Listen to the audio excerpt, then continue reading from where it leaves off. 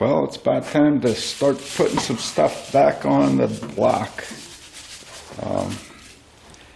While I have it upside down, I have put some of the things that attach to the bottom on, namely motor mounts, both sides, the oil or fuel pump block-off plate, and of course the oil filter. Now I'm getting ready to stick the starter back on.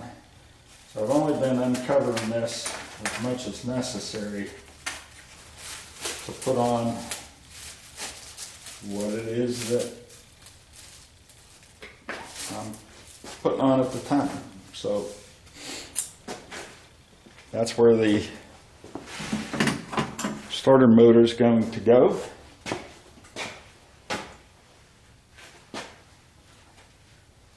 It's kind of heavy, so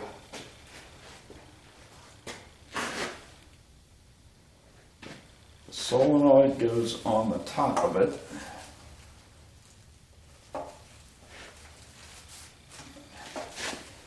Now, I'm not putting a new starter on because it's one of those things that's relatively easy to replace on the car, and to the best of my knowledge this one's in good condition.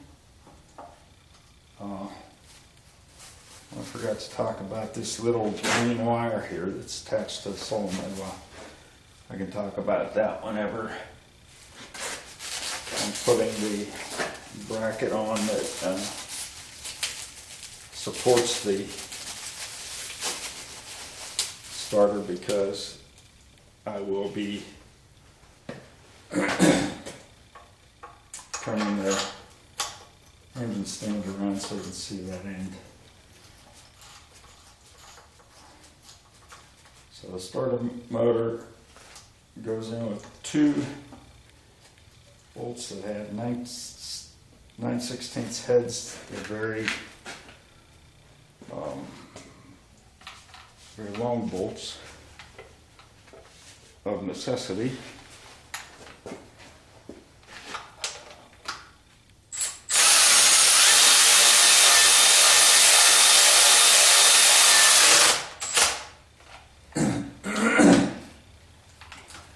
I always hear about shims for starter motors. You know, I've replaced many of them in my day. None of them that I ever took off ever had one. None of them that I ever put on needed one. So I suppose there are instances, but I have not run into one.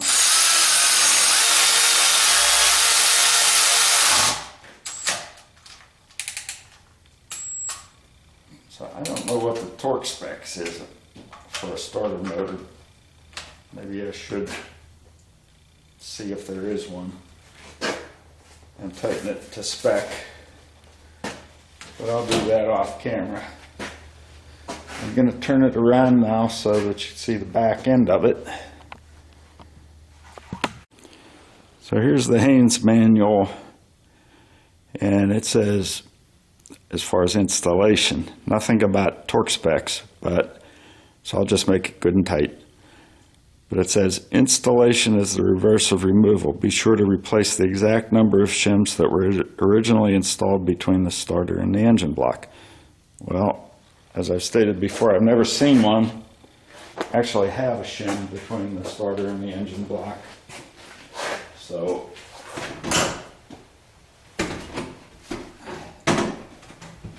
not sure what that's all about, but so I'll just tighten these down good.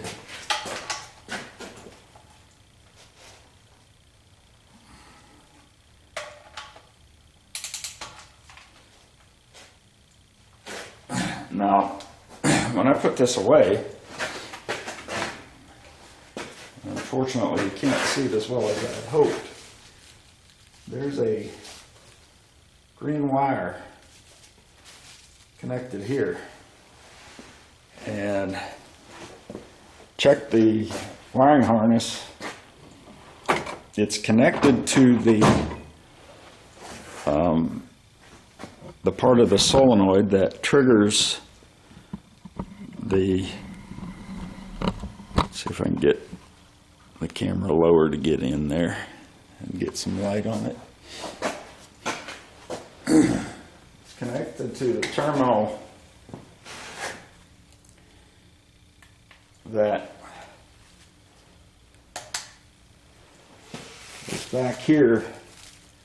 That's the one that the starter ignition switch provides power to kick in the solenoid. And the solenoid's purpose basically is, I think, twofold. It kicks the gear out, but it also connects the power between the battery cable here and the starter motor here. So I'm going to have to go back and review the video I took when I took this out, because I don't see a purpose for that wire. Like I said, the wire that comes from the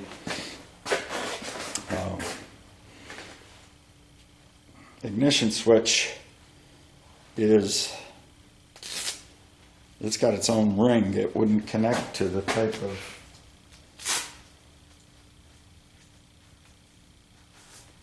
connector that's actually on this one. Now, this may have been in the area for something else, and maybe I put it there just so it wouldn't get lost, but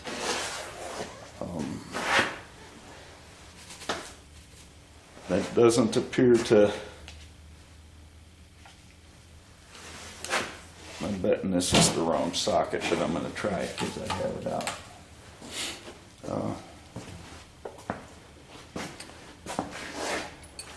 So basically, I thought of actually taking the wire. I might still do that.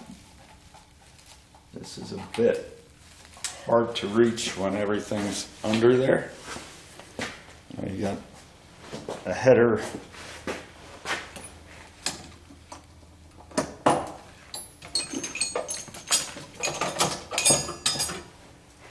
and some other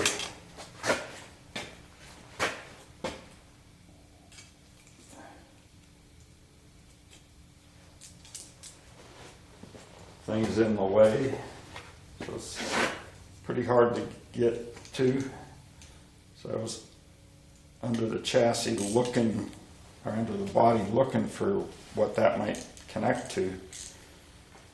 Even though it's green, and a lot of times green is associated with the ground, that's not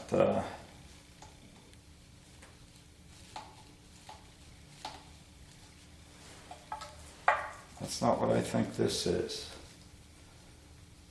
There is a ground associated with this system, but it comes out of the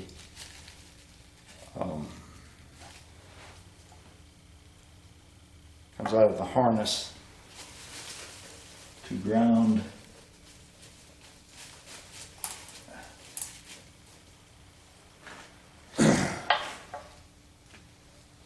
to the block, or ground the starter motor maybe to the block.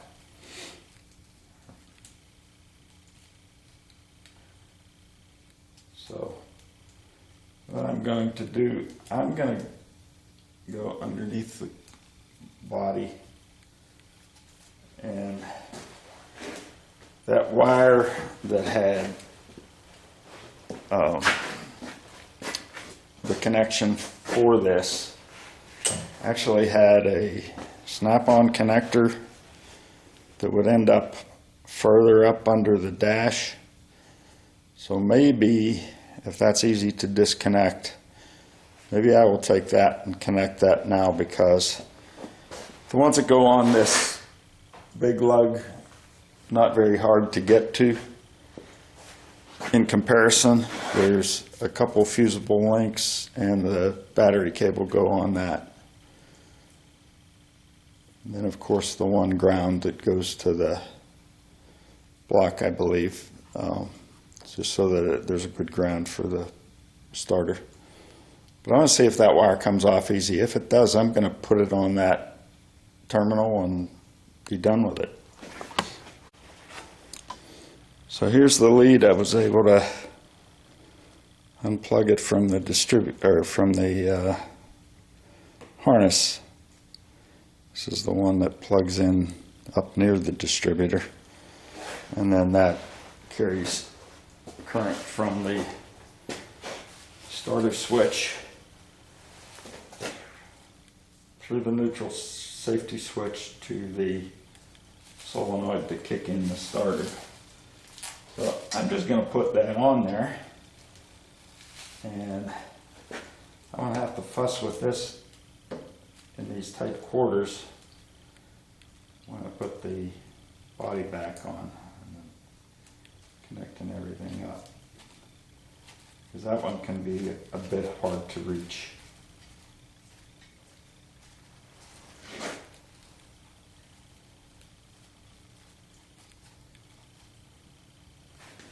Anything I can do to make it just a little bit easier on myself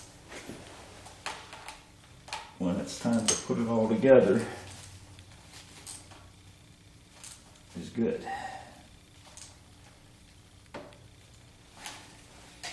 So I won't have to fuss with that whenever it's time to put that on. Now, there is a bracket that supports the starter. Goes on a pin on the back of the starter. There's a hole there to bolt it to. I'll have to dig up a bolt to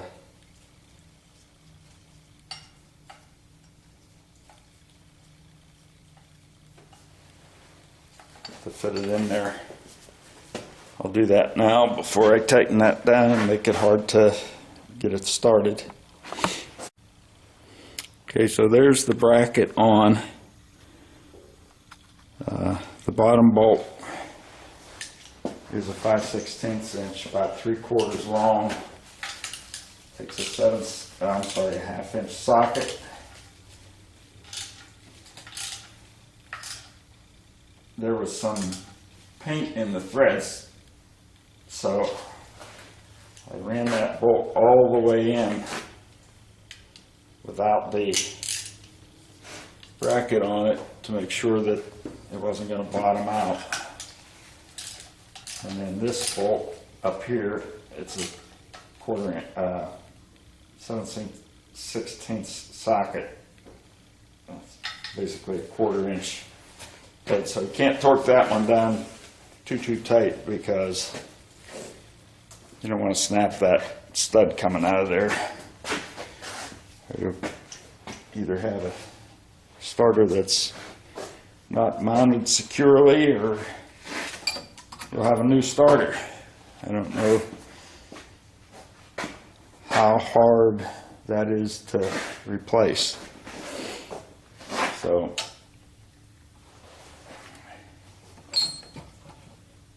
the next thing I got to do, I think that's all I can put on the bottom.